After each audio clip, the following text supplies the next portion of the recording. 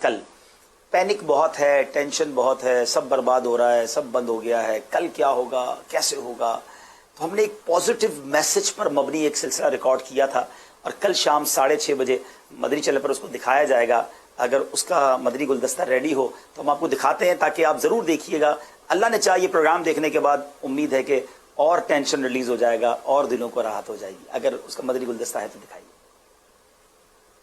صبح و شام نیگیٹو خبریں سن سن کر سر میں درد ہو گیا ہے. ایسا وقت ہم پر شاید اس سے پہلے آیا نہیں ہے، لیکن ایسا نہیں ہے کہ سب کچھ غلط ہو رہا ہے. اگر اس کی پازیٹیو سائنس دیکھیں تو بہت ساری چیزیں ایسی ہیں جس کے لیے دنیا سالوں سے ترس رہی تھی. سائنٹیفکلی پروف ہو رہا ہے کہ وہ پولیوشن جو فیکٹریز کی وجہ سے، جو گاڑیوں کے چلنے کی وجہ سے، جو بہت ساری کیمیکل کی چیزوں کے جلنے کی وجہ سے اس دنیا میں ہو گیا تھا. چند فٹ دور عمارتیں نظر نہیں آتی تھی، اب ہوا صاف ہونے لگ گئی ہے. کاروبار رک گیا ہے مگر فطرت کے کام ابھی بھی جاری ہیں. فصلیں اگ رہی ہیں، پھول کھل رہے ہیں، جانور اسی طرح اپنی زندگی گزار رہے ہیں.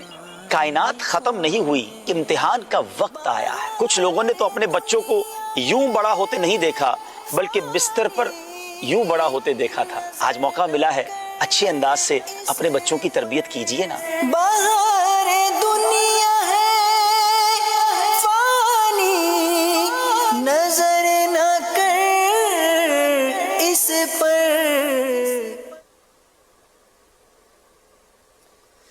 انشاءاللہ کل شام 6:30 بجے آپ یہ سلسلہ دیکھیے گا. انشاءاللہ اللہ نے چاہا تو تسلی ہو جائے گی، مزید تسلی ہوگی. انشاءاللہ دلوں کی راحت سلسلے میں بھی تسلی ہوتی ہے.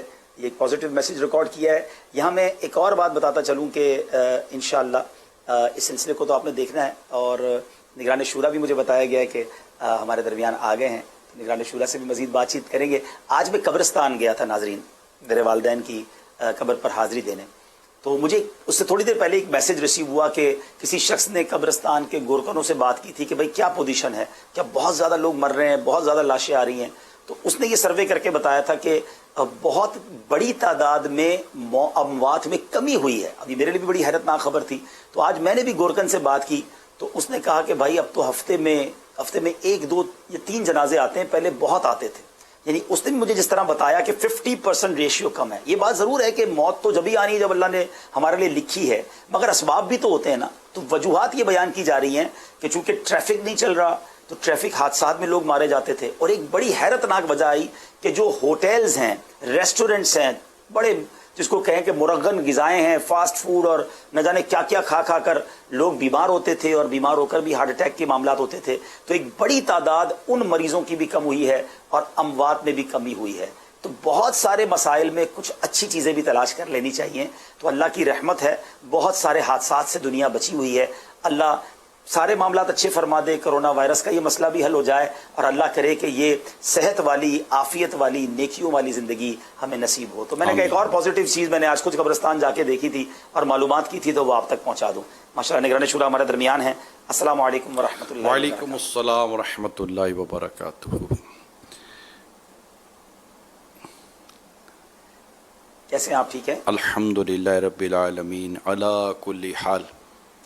آپ سنائیے حاجی عبدالحبیب. ماشاءاللہ قبرستان ہوا ہے. اللہ کریم آپ کے ہم سب کے والدین کی بے حساب مغفرت فرمائے. ماشاءاللہ.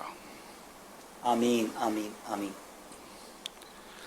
صلو علی الحبیب صلی اللہ کیا تعالی. فرمائیں گے آج؟